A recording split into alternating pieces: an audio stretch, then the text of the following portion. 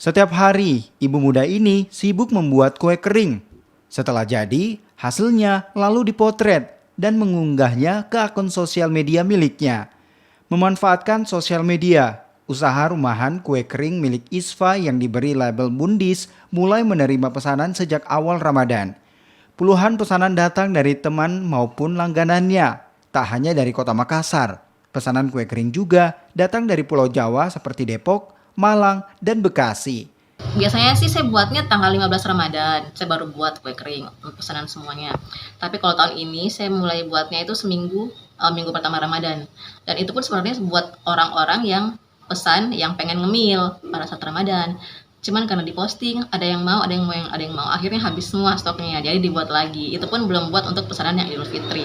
Alhamdulillah. Kalau pengiriman itu ya kalau Makassar, Goa dan sekitarnya itu paling ada yang ngambil sendiri atau via ojek online. Kalau yang keluar kota itu yang kayak ke Wondula, ke Mamuju Utara, Depok, Bekasi. Nah, itu kita mungkin pakai ekspedisi kayak JNT, ONS atau JNE.